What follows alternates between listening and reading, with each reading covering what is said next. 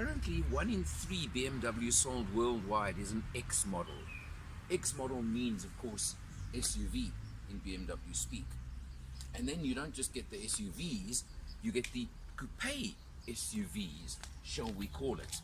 So you get X1 through to now X7, with the even numbers being the ones with the coupe lines at the back. A little bit confusing, maybe. Even more confusing is the fact that last year, after 40 years of producing 3 series in South Africa, they changed over to producing X3s, and this is the 4 brother of the X3. Gets even more confusing, doesn't it? But what the X4 does give you is a very good sized boot over here, with maybe sharp lines over there, but it certainly is nice and big in true tradition, with lots of space underneath as well for security. Remembering no spare wheel on BMWs these days, because of course you're on run flat tires.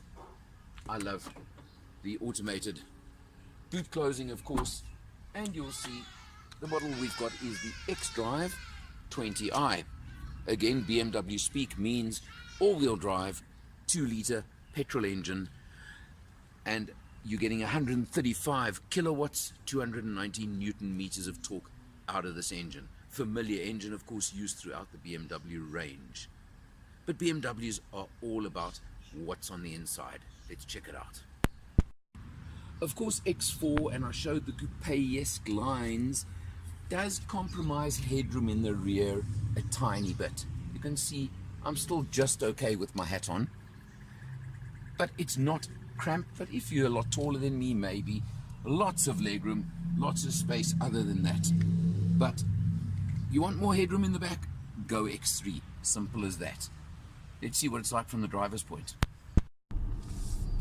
Typically of BMW, of course, the ride may be a bit hard, but where it comes into its own is on a nice little bit of twisty road like we're on here now, right now, through the Hartbeespoort area, and it really handles. Of course, the xDrive all-wheel drive comes into it as well. And if I press the little button now, which I'm going to press next to the gear lever, that says sport mode, you actually feel a little bit of a surge as it changes into sport mode, and it tightens everything up that little bit in typical BMW fashion, and just gives you that extra little bit to add to it. But it's really a fun car to handle, and even though the X4 obviously is a SUV, it's a sports SUV, I think I can call it, because it's got the power, it's got the handling, it's got all of those things. It can be quite a fun drive. I think I'd like to sum it up that way. From a driver's point of view, the BMW Cockpit has become a very familiar place.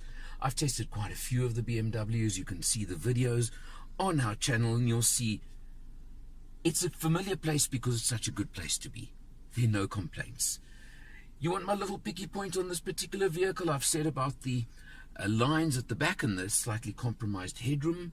But the other thing that I have to point out is on, of course, the standard screen that you get on a BMW, which of course is really tremendous, is we've done 480 odd kilometers on this test, averaging 10.4 liters per 100.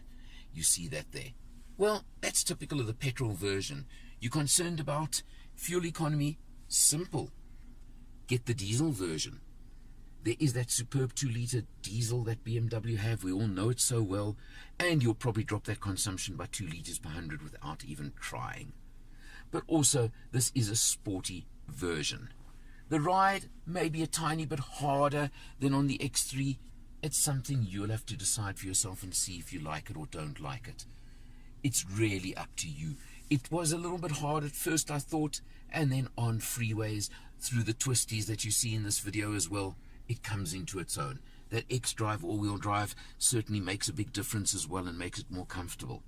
You come down to the center over here, to the transmission tunnel, of course the very familiar pistol grip gear shifter that BMW have that controls the 8-speed automatic gearbox on the car, and you've got your buttons over here for the default comfort mode, which it defaults into. You can use eco or you can use sport.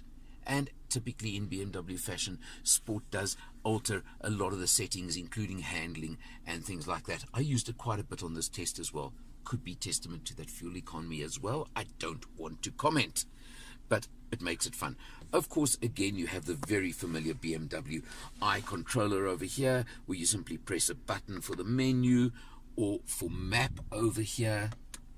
And then a nice feature on this particular car, while we're looking at that screen, is if you shift into reverse gear, you do have the full overhead effect of the cameras as well, that really do help you tremendously in usage and in driving. So those are very, very nice. And then interestingly enough, if you shift into drive as well, as you pull away, you'll notice that the camera also still does work very nicely, showing you in front of you as well.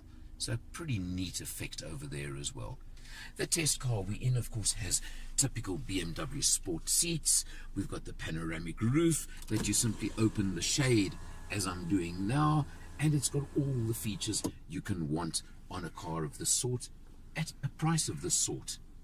Talking price, let's just quickly tell you that the standard version, the base version of this car, which does come with a lot of the extras that could be charged extra on the X3, for example, to differentiate the two, but you're looking at a base price of 850,000 Rand on an X4 2-litre petrol.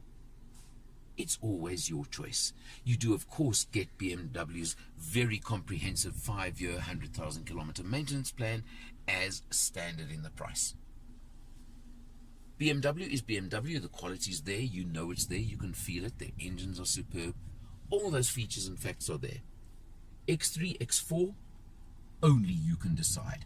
Something I could never comment on or suggest which way you go. It's really up to you. But the quality is there, the comfort's there, and the enjoyment is there. And BMW's slogan of sheer driving pleasure, I felt quite a bit of it on this test as well. There are lots and lots of competitors in this category. Again, you're looking in this type of vehicle, this is one you need to include on your lists before you make any decisions.